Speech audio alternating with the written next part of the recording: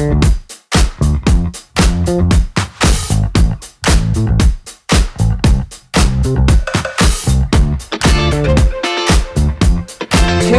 Survivor player Stephen Fishbach has released his debut novel, Escape, taking you into the reality TV world set on a remote island with twists and turns along the way. Fishbach joins me now. Hi, how are you? I'm incredibly excited and honored to be here, and just like thrilled to be, chatting about this, which I've been working on for years and years, and now is a giant graphic behind me, which is, can't believe it. Well, I'm honored to have you here. We've met virtually a few times, but it's nice to finally meet in person. So, Fishbach, just tell me a little bit about Escape and maybe how this idea came to be. Yeah, I mean, I've always wanted to be a writer, and oddly, even though I had been on reality television twice, I never somehow put it together. I want to be a writer, and I've been on reality TV, write about reality TV. I'd always imagined myself writing sort of a book about a guy working in New York media, which is what I was. And of course, we've seen that book a lot. And at some point, I realized, as I was telling a very boring, stale story, I actually have a really interesting story to tell, having experienced reality television from a contestant's perspective, having worked on the network side, and then also having worked with producers, I felt like, I could actually tell a unique story that we haven't really seen before. And I kind of set out and was just, and I love books set in the jungle, and so I was like, why don't I write one? Yeah. Why do you feel like it was important for you to write a book?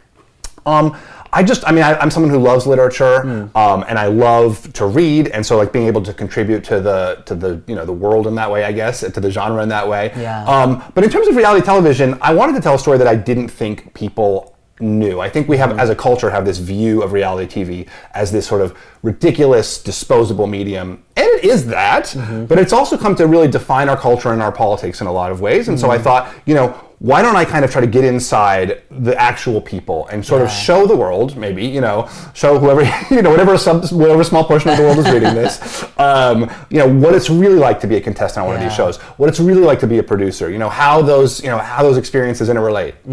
Okay, and so kind of to expand on that a little bit here, what's maybe the impact that reality TV in general has had on you? Obviously, you competed on Survivor twice. You're a fan of other reality TV programming. Kind of walk me through that a little bit. I mean, I think that's an incredibly fun part of my life. Yeah. It's been a fun game to play, obviously very grueling too. I mean, there's a famous quote from Survivor legend Keith, Survivor ain't fun, going on a cruise is fun. Yeah.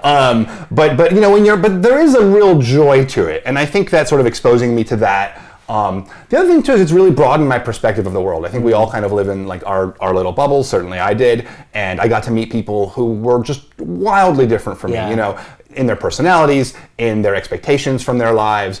And that's been really rich for my fiction too, kind of getting to learn about characters who are so truly different and sometimes very insane, but overall just kind of being exposed to the breadth of the human experience. Yeah. And much like you, I love the just kind of complexity and layeredness of reality TV and what it brings us. I really get drawn into that world. But there's a lot of naysayers out there about the whole reality TV thing, and they think a lot of it's, garbage TV, if you will. So what would you say to those people who maybe would be hesitant about checking out your book, given kind of the content of it? Yeah, I mean, that's exactly the sort of preconception that I'm kind of working against, is that there is this sort of perception of the format as being garbage TV. But the people are going, and they're not just reality TV fame. They're people who are looking for a real experience, a real confrontation with the wilderness. They're looking to find themselves. I feel like so many people in our society today really are searching for meaning. Yeah. And it's kind of funny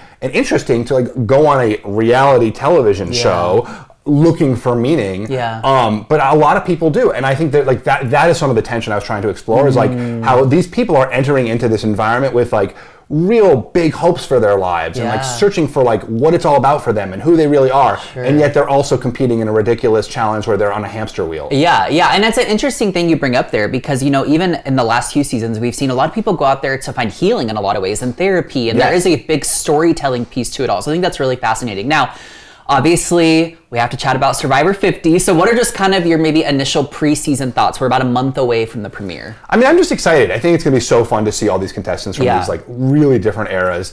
You have Jenna Lewis, who was on the first season, and you have a bunch of contestants, Savannah and Rizzo, who are on the most recent season. I have some real life friends going out there to play: Rick Devens, Christian Hubicki, Emily Flippin, and of course I was on a season with Coach Wade, one of the most sort of over-the-top character survivors ever seen. So I'm really excited to see what he brings. I mean, for those who know and love him, he's someone who would put feathers in his hair and, quote all these obscure literary references, and he called himself the Dragon Slayer. So I feel like we're going to get a lot of dragon slaying this season. Well, and of course you can't forget the iconic scene of him. What did you guys call it? Exile Island or whatever on your season, where he's like out there doing all his very like spiritual kind of movements and yoga. It was very interesting. He's a very interesting character. So, okay, I know you have friends involved in this season, and obviously you've kept up with the show, but anyone you maybe think has the best shot of winning, or someone you would like to see win the whole thing? I mean, I kind of want to see Dee win the whole thing. I mean, obviously I want a real life friend to win because I love them and I embrace them. But as a fan, I think it would be really fun to see Dee win. She played such a dominant game in her first season, 45. Yes. All those 40s blend together. And it would just be like so fun to see her kind of rock it again this time out. I mean, seeing someone like Suri, who's an icon of the show and has come so close so many times, I'd love to see her win as well. And there's also just kind of like the chaos version where Q wins. He plays the Q skirt. Yeah, exactly. Pure chaos. Yeah, no, I love that. Okay, so also I know that you've told me in the past, maybe not so much interest in returning to play Survivor again, but could fans ever expect to see you on a different show, maybe like The Traitors or something to that magnitude? Listen, if The Traitors called, I'd go in a heartbeat. Living in a Scottish castle for a week instead of starving in the Brazilian Highlands for a month is a lot more appealing. But I think they've got a lot of skinny nerds that they're going to call before me. Hey, I think you'd be great on it. And NBC, if you're watching this, Peacock, you need to hire him out. Bring Fish back on The Traitors. We'd love to see him. Okay, if people want a copy of your book, Escape, how can they do that? I mean, they can certainly just walk into their local bookstores. They can go to any of the online retailers, Amazon, Barnes & Noble, Books A Million. And they can go to my website, stephenfishbach.com, which I've squatted on all the various misspellings of that, so there's really no way to get it wrong. But truly, like, just walk into your local bookstore. Hopefully it'll be prominently displayed, and if it's not, demand that it be prominently displayed. I love that. Well, Stephen, thank you so much for joining me here. Get a copy of Stephen Fishbach's debut novel, Escape, and of course, check out Survivor Season 50, kicking off at the end of February.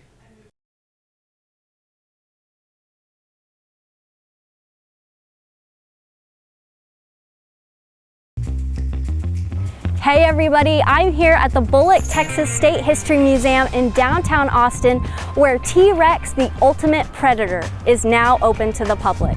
I'm super excited about this exhibit because it was curated by the American Museum of Natural History in New York City. Let's go learn about some dinosaurs.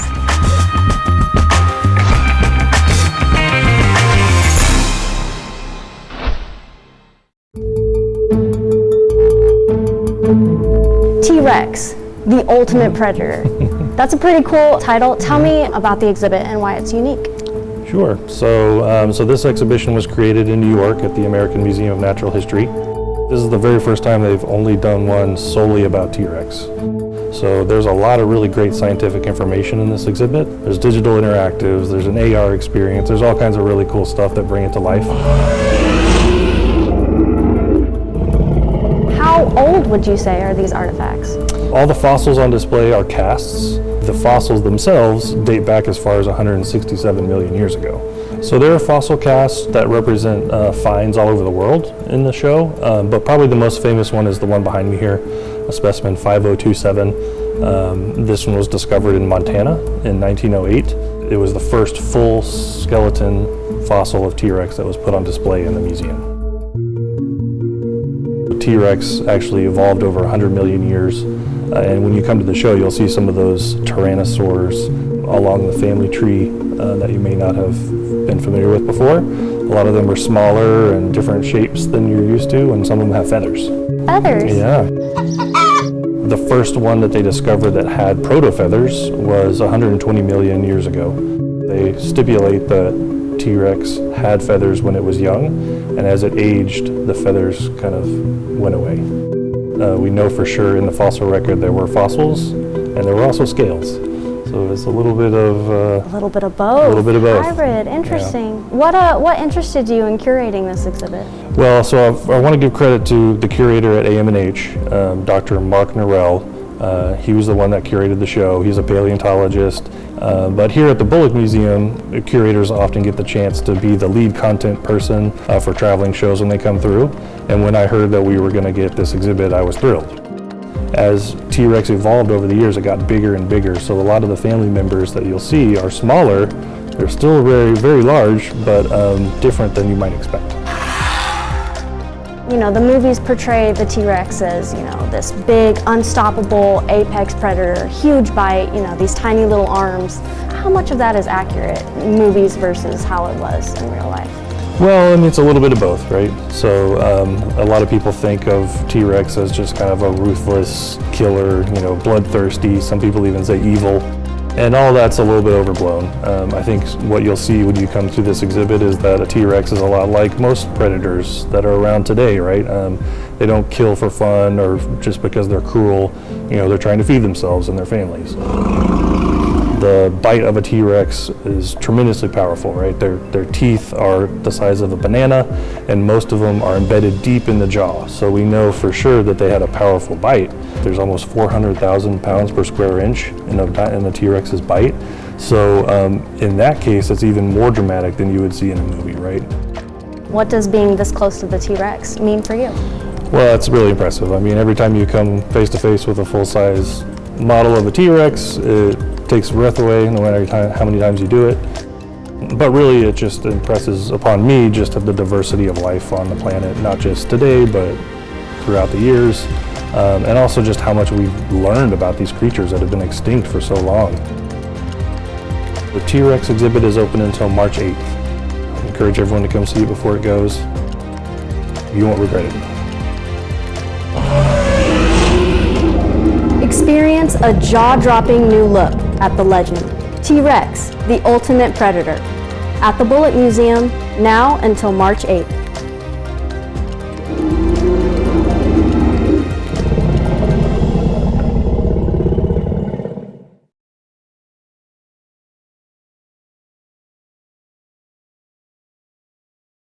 The following portion of Studio 512 is sponsored by Cadeau.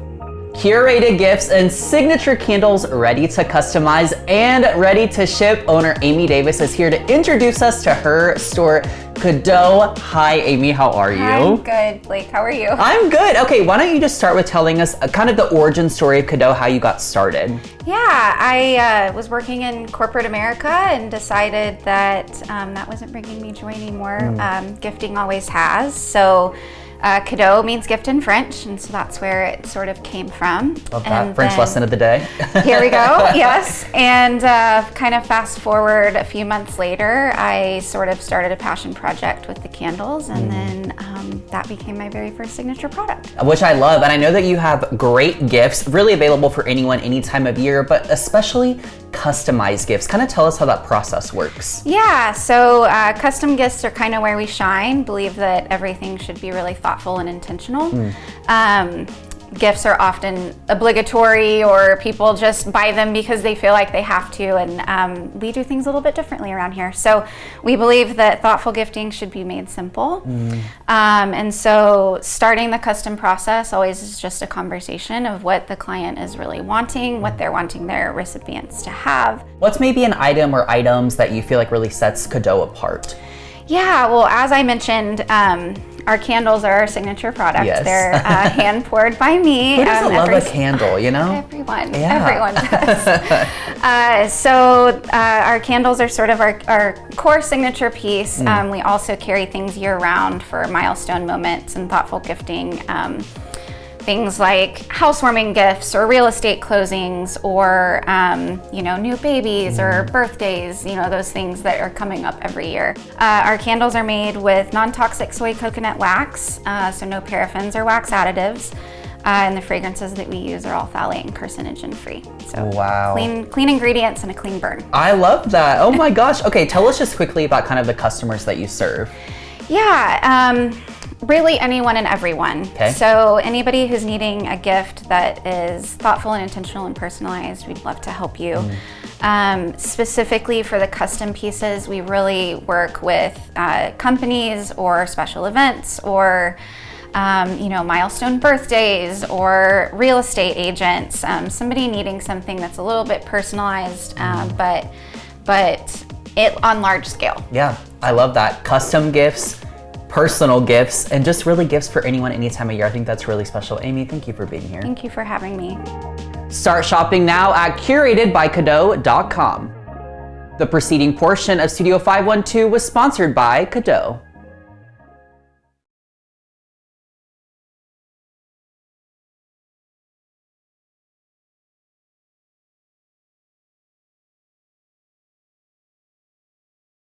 The following portion of Studio 512 is sponsored by Ranch Road Jewelry.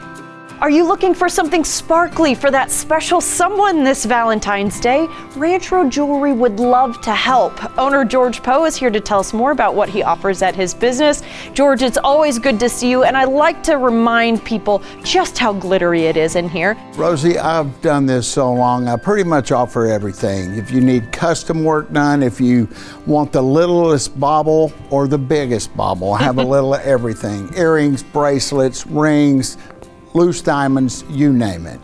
We were talking earlier because I saw a very sparkly case that you do offer, for example, lab-grown and mined diamonds. So tell us a little bit about that, because there can be a big difference in price. People may not necessarily have one preference over the other, so they come to talk to an expert like you. Rosie, the lab-grown diamonds are 100% diamond. They're just manufactured in a laboratory.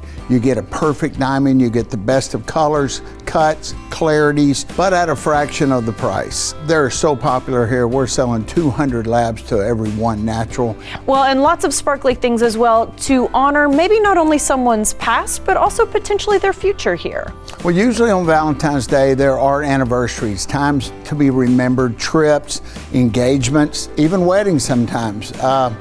You know, it really doesn't take much to walk in and find something for the loved one to show your appreciation and your love for that person. Let's talk about the price of silver, the price of gold, because that can actually help maybe if you bring in some unwanted pieces to cut down on your purchase price here. Yes, definitely, Rosie. You can look through your jewelry boxes, you can look through your drawers. If you have some unwanted gold, an old class ring, old wedding ring, just anything in a precious metal right now is bringing top dollar. I mean, the metal markets have, silver has tripled, gold has doubled. It's a fantastic time to cash in. Okay, and I know that there can be a bit of a bump, a little bit of a barrier to walking into a jewelry store for the first time, because it can be a bit overwhelming and there are big dollar signs all around. So you go out of your way to make sure that people feel really comfortable here and educated on what they see. Well, most of my team has 10, 20 years of doing jewelry. When you're in that industry for that long, you know how to make people feel comfortable. We just want you to feel at home when you come in here. We're going to educate you, and if it feels good, we'll move forward. Remember, when you see this face, you're in the right place. Stop by and shop in person at 1400 East Whitestone Boulevard, 1 block east of 183A, just across from Target, or go to ranchroadjewelry.com.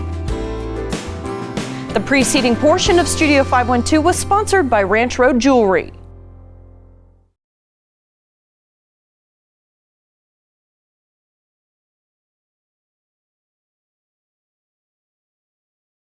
The following portion of Studio 512 is sponsored by Taste on Main.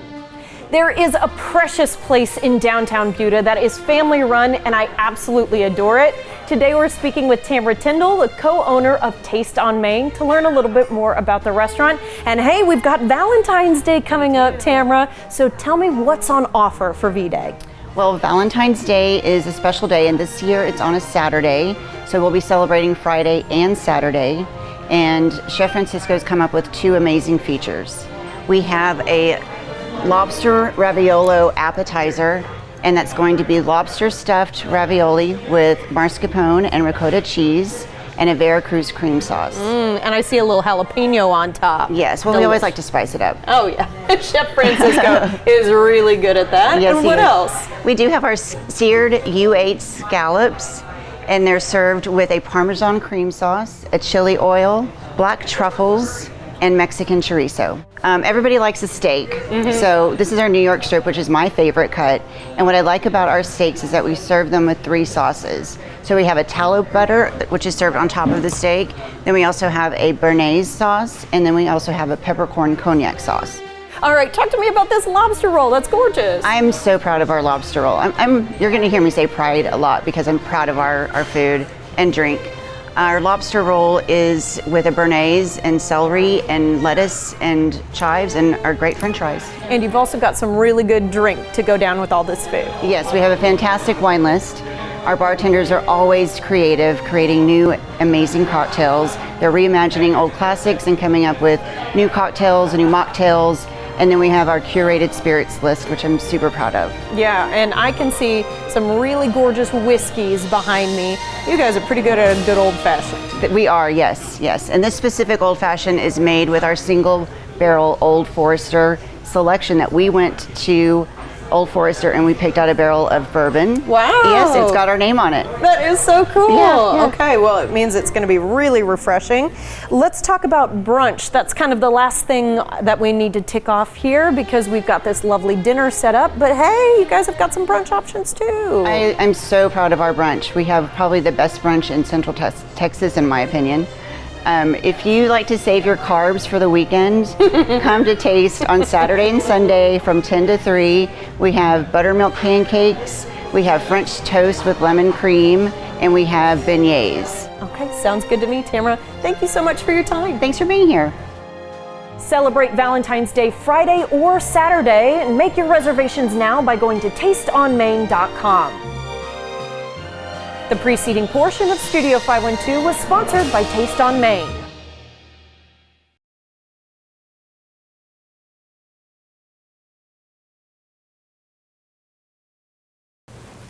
Welcome back, everybody. We cover a lot of different facets of lifestyle here on Studio 512, but it's been a while since we've had a hair expert in the room. Kothia Wolf, owner of the Studio GTX, joins us with fellow stylist Vanessa Grant and model Maisie Dalton to show us some good tips for perfect beachy waves. We're excited to be talking hair today. Good morning, Kim. Good morning. I'm excited to be here. You reached out to me, and I'm so glad you did because Georgetown is popping. It continues to grow. Why don't you tell me a little bit about the Studio GTX and what it is y'all offer? So at the studio, we are a completely booth rent salon, so everyone is independent. And there, our motto is practicing the art of hair.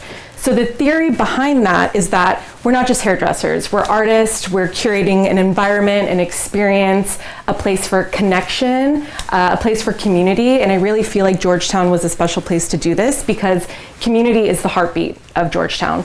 So we've been really privileged to be set up in a really close to downtown Georgetown. We're probably a block off the historic square. Oh, lovely. And so we've been able to collaborate with a lot of local businesses and other hairdressers and really create a space, hence the name The Studio, where all forms of art are practiced, not just hair. Lovely. Yeah. Okay. And what sort of clients do you serve, may I ask? So at our salon, we do haircuts for men, women, children, but specifically we do a lot of color. We work with a lot of textured hair extensions. So pretty much anything you can think of, someone at our salon can offer. You can learn more about everyone's history and what they offer on our website. Lovely. Well, the three of you walked in and I was literally blown away like a Beyonce music video by how gorgeous everybody's hair is. And we've got our beautiful hair model Maisie over here. And so you said that what you hear a lot is that people are asking for how to do the perfect beachy wave. Yes. So we're going to have Vanessa start demonstrating first with a curling iron how she gets this beachy wave, because there are a couple different ways to achieve this. There are. So many of my clients, when they're at the salon, we do their blowout, we curl their hair. They're like, how do I do this at home? But it is a little tricky to sit there and show everyone one by one. So we're going to take this opportunity to hopefully show you how to nail it at home. We're going to do one side with a flat iron and one side with a curling iron. So what Vanessa's doing right now is she's prepping the hair with a heat protectant. So basically this will just create a barrier between your hair and the hot tool. But prior to this, make sure your hair is clean and totally dry. That's probably like the number one thing that we kind of run into is people don't dry their hair all the way. It's a little damp, and then it won't hold it. Damage too. As well. Yes. Yeah. I see that she's kind of letting the barrel of the curling iron, first of all, go away from her face. Yes. But second of all, kind of lightly twisting it away. Yeah, so she is using a Sutra curling iron. Actually, both hot tools are Sutra. They're my favorite. I've never heard of them. They're the bomb. Okay. You have to try it. Sutra. Here we go. And she's taking the curling iron and turning it away from the face, and the amount of hair that she put in the tool is approximately like the thickness of the diameter of the tool. If it's anything greater than that, it'll end up a softer wave, and smaller than that, it'll end up a little bit more of a ringlet. Okay, so if it's a 1-inch barrel, about 1 inch worth of hair. Exactly. Okay, all right, that's helpful. Well, she's making such quick work of it. This is not what it looks like when I'm doing my hair. I know. So important to have that heat protected. Yes. And as she's going around, is there anything that she does to change her methodology that we should be aware of? So something that she's doing is not starting on the ends. So that's a big user error. People often want to kind of start at the ends and roll up, but that does create a lot more damage on the end because the heat will be applied there too long. Not only that, but then it looks like an old-timey curl. Right. Like when we used to curl the modern beach wave. The bottom of our hair. Absolutely. Absolutely. Yeah. So she's starting kind of midway through. Okay. And by doing that, it creates a softer, kind of more modern, bouncy beach wave type of look, and it keeps the integrity of those ends. I had not thought about how we were damaging our ends because it's so simple for those of us who were doing curling irons or like curling tools. I was guilty too. Exactly. And you would roll it up to your head, but now we're starting from, it looks like a couple inches down from the crown of her head. Yeah. Yep, midway through. And then another important thing to note is she isn't brushing that curl out right away. She's leaving the curl intact. So that's really important to let the curl cool prior to messing with it, prior to putting any more product in it, prior to running a comb through it. That just helps the style set. Okay, that's really good to know. Yeah. Once you finish this last curl here, Vanessa, I'm going to have you go ahead and move on to the straightener, because I think a lot of people hear the word straightener or flat iron, they think to themselves, well, all it does is straighten. Sure. But you can get a good curl out of that as well. Absolutely. So it really is user preference. I will say the curling iron does tend to kind of lean itself toward longer styles or extensions, but the flat iron is amazing for bangs, for quick touch-up. I mean, really for any length hair, but overall they do create a little bit of a different look. So with the curling iron, it is a little softer, it is a little more beachy. The curling iron will not be as tight as the flat iron might, just because of the way that the heat's distributed. And this also looks like a 1-inch iron to yes. me. Yeah. So they're the same diameter. So she's taking that same thickness of hair also away from the face. Away from the face. Yeah. Whoa, you can see the difference immediately. Yeah. No. And it's great. I mean, both styles will hold up for sure. But everyone kind of has their favorite. And when you're doing your hair yourself at home, it really does come down to what tool you're the most comfortable using. But more than anything, you want to make sure that that heat is distributed all the way down in the same way. And so she's going to do the same thing here. She's going to let these curls rest, cool down before she does maybe some finishing products in there. Yeah. Okay. And speaking of products, can we just touch real quickly on some of the things you suggest for people to get this look? For sure, heat protectant. Most of them will protect your hair up to 450. Some a little more, some a little less, depends on the brand. There's different styles. So this one is a Moroccan oil aerosol heat protectant. You can apply that on wet or dry hair. This one's an Olaplex oil, but it also provides a barrier with the heat. So this one I would probably gear more toward freshly washed hair prior to drying it. But gotcha. And then a hairspray to finish things Just off? a hairspray, a light hairspray. All right. I'm still using like Aquanet or something. I mean, if it works, it works. But this is Biolage. It's Biolage. Smells a little better, a little healthier on the hair, not as much of like a drying type of formula. Okay, I need to talk to you about what products to get. All right. You have such great expertise. Vanessa, thank you so much. And Maisie, what a beautiful model. Thank you so much. Guys, book an appointment now with any of the stylists available at thestudiogtx.com. Hey, we are happy to be able to offer you some help if you're out there searching for jobs. KXAN has partnered with ZipRecruiter to help you find thousands of job openings in Austin and around the country. Just go to kxan.com/jobs where you can search thousands of new postings every single day. Check it out right now and get started on the path to your next career.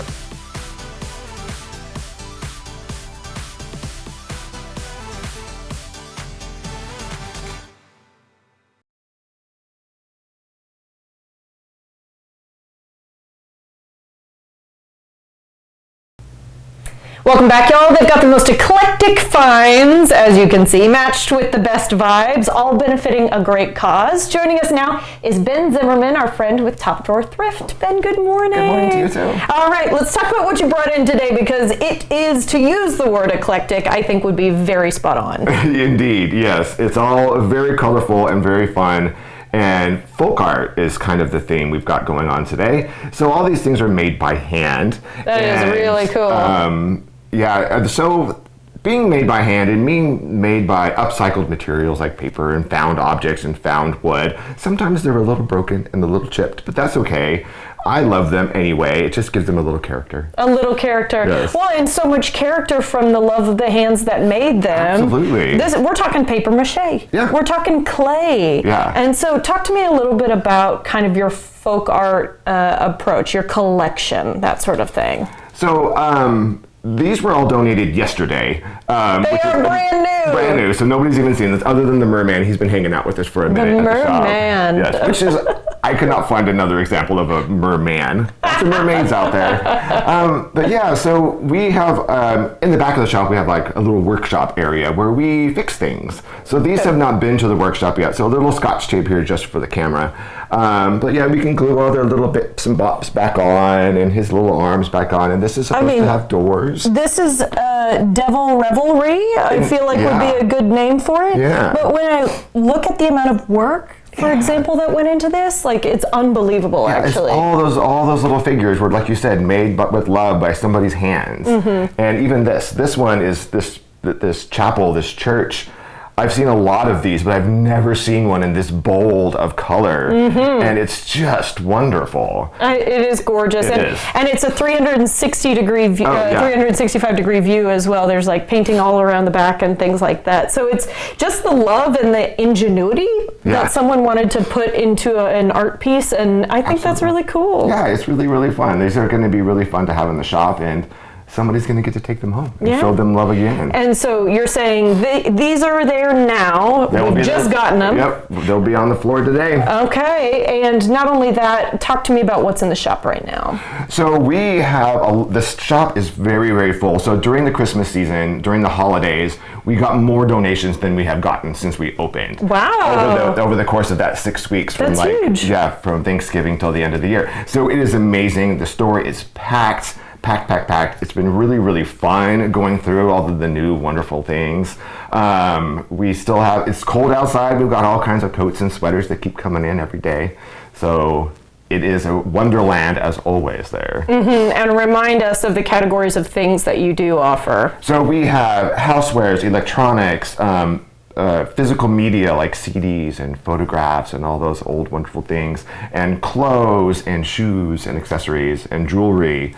And collections. That's kind of the place where like wonderful collections go to live. Oh yes. So if you remember the clock collection and radio collection we talked about a couple months back, we got like more of them. Mid-century, modern. They were so We got about 40 more of them since I talked to you last. And there was like a collection of toys from like the 1970s and 80s that was so cool too. And so the watches and all sorts of things. Just an absolute menagerie in there. Yeah, menagerie is the perfect word. Thank you so much for that. We were talking about your famous dresser the last time you were here. The dresser. So it had to be removed from the roof of the building. Which is such a bummer. And we drug our feet, or I drug my feet, hoping that they would change their mind. Minds were not changed. So we adapted, as we do. We are very good at adapting to anything around us. So we found the perfect person to build us an awning over our back door.